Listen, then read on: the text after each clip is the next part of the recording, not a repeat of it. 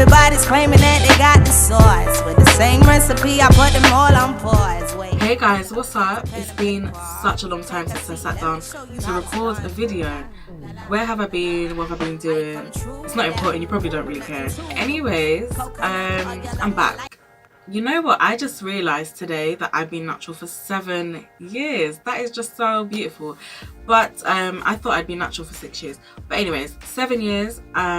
So this is my advice to anyone who has fine hair or thin hair and they're trying to grow their hair. Most of the advice out there, in my opinion, is not for our hair. It's for women who have thick to average hair or whatever, but it's not for the women who have the fine hair. So I want to add to the small advice that is out there and give you tips on how I grew my hair to bra strap length, honey. Yes. Before I give you my first tip, let me just say I started off with about 4 inches, give or take, hair growth. So my first tip is a very simple tip. I'm sure everyone already knows this. Wrap your hair up with a silk or satin scarf, and if you're not trying to do that, then make sure your pillow and your cushions are silk and or satin. My hair is not touching anything that's not satin or silk. So even while I'm chilling out, my hair's either got a scarf on or I'm using a silk pillowcase, even when I'm lounging. Yes, I took it that seriously. Protective styling. This doesn't work for everyone apparently, but it definitely worked for me. So there's protective styles where you can protect all of your hair at once, or there's protective styles where your hair is gonna be kind of exposed as well. I would advise you against having wigs with leave out often. I did wear them quite a bit and I'll tell you my experience. My edges got a little bit raggedy, okay, because of the wigs. So I went into twists and braids and stuff like that more. Try and make sure that you're covering all of your hair at once, or that you don't keep on exposing a particular part of your hair too often. Otherwise then it starts to get uneven, and then you have the front where it's looking kind of straightish and then the back is all nicely taken care of, or the front might be broken. You know what I'm trying to say. This one's specific for fine and thin hair, right? When you have your hair setting at night, so say you plait it at night or you twist it at night or whatever you do to your hair, curl up the ends of my hair upon itself.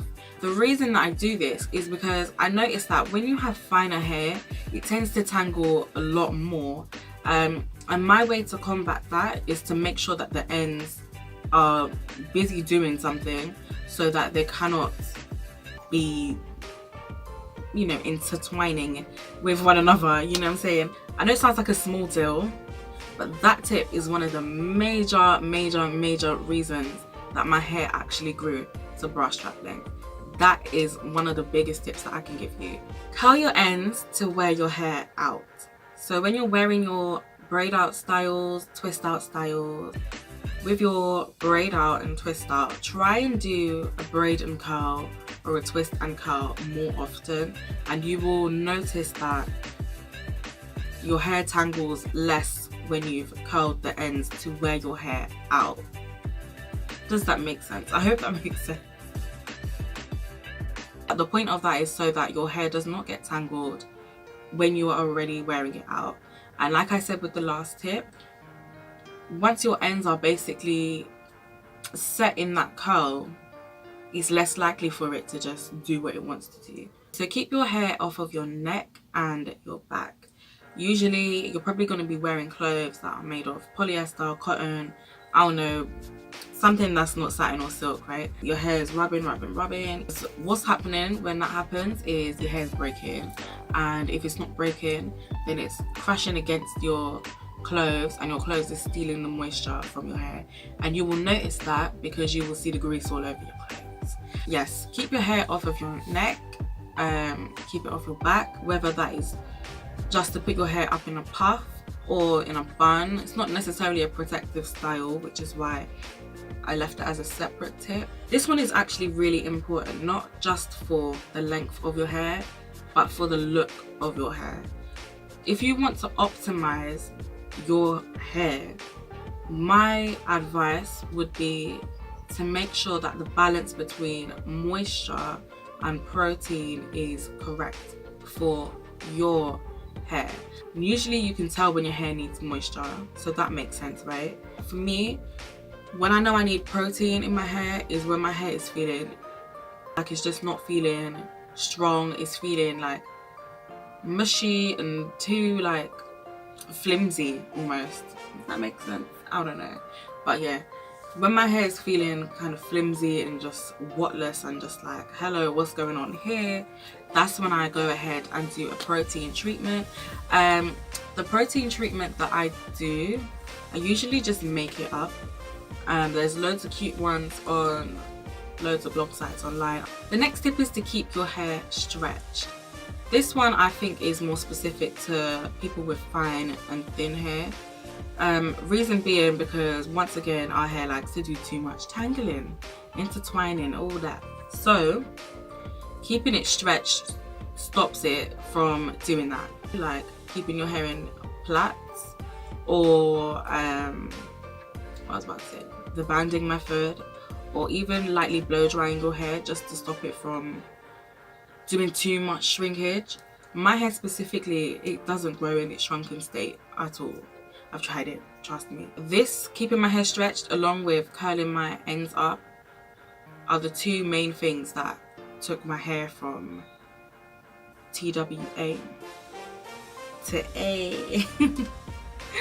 I'm being a fool, but yes, this along with that, okay. Now, I don't know if this is as popular as it used to be at one point in time, but if it's not, it should be. And if you've never tried it, you should try it. If you've never heard of it, you should check it out. The greenhouse effect, honestly, this genuinely took my hair from 1 year into 2 years, and my hair developed and grew so much, and the way my hair felt between then changed so much as well. I did this method consistently for a month, and I did it for the rest of that year, on and off. I don't really know the science behind it, but I will leave I'll leave a good video below for you to understand how it works, but I'll just tell you what I did and what I achieved. What I did was moisturize my hair, maybe spritz it with water sometimes, and other times I would use an actual moisturizer, well, a product moisturizer.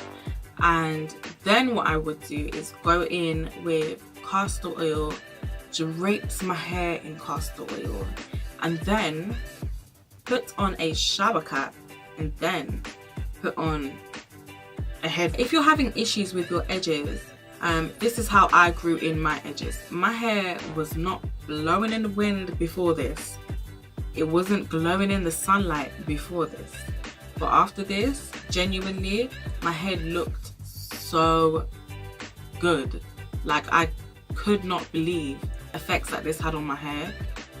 I cannot stress enough how good my hair looked when I did this. My hair looked so pretty. Oh, it was just glistening, and it was just flowing, and it, you know, it just looked good.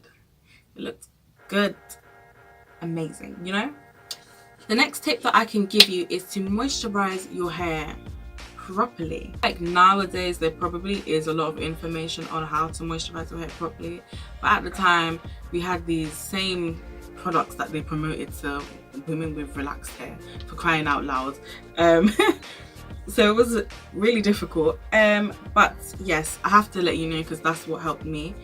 Over time, my moisturizing routine has definitely changed. At the moment, all I do is spritz it with water. Then I go ahead and use this product from ORS. It's a leave-in conditioner. It's quite lightweight, so it makes my hair feel fully moisturized, but also quite lightweight. And all I want to do is make sure that I get all of the strands coated nicely. And then after I'm finished with that, I'll go ahead and use a little bit of castor oil And then when I'm finished with that, I will use Sheer Moisture, that's a lie, sorry, it's African Pride Sheer Miracle Moisture Intense Bouncy Curl Pudding.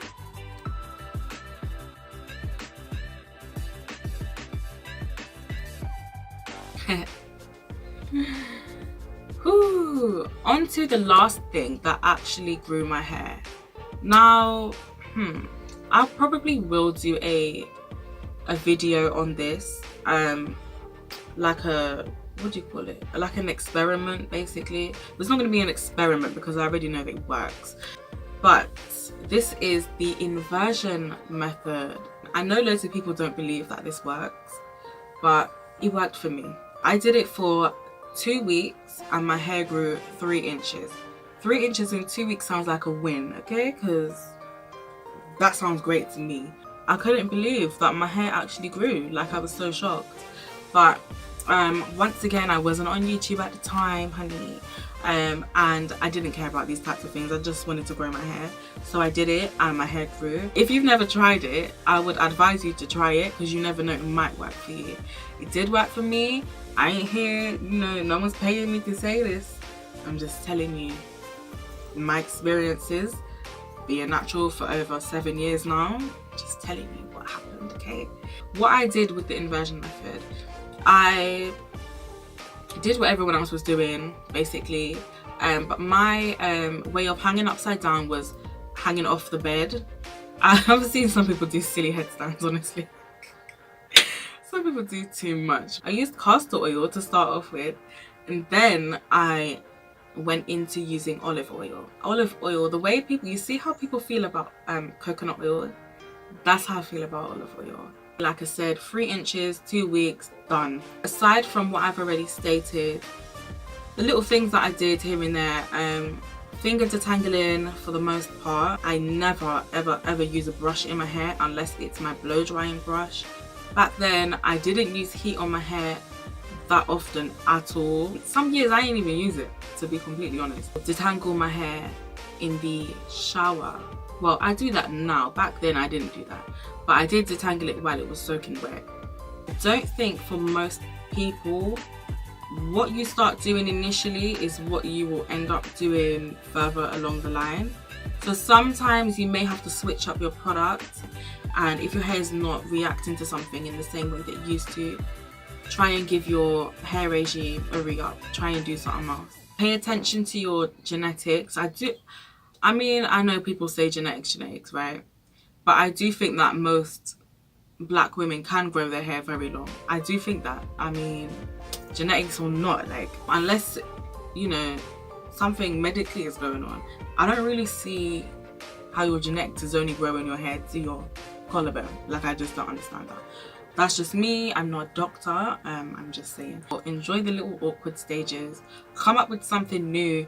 Show the world what you're doing during your awkward stages, because it's hard out here, okay? So if you figured out how to make it look cute during the awkward stage, share it. Like, enjoy your natural hair while it's short. I will be back on YouTube a little bit more regularly than I have been, of course. But yeah, I'm gonna be cutting off my hair, okay? I'm gonna actually do it myself. So I'm actually very excited and nervous because I might mess it up. But I'm gonna record it regardless, so yeah. I'm gonna be uploading a few other videos on natural hair, including how to style fine hair and also how to make it look thicker. So if you're interested, make sure you stick around. Hopefully they should be up around the same time that I upload this, hopefully. If any of these methods worked for you, let me know. If you plan on trying any, let me know. If you have any other tips, share them in the comment section. And yeah, I'm out. Shillings at one to them. We not follow fashion, now we set the trend.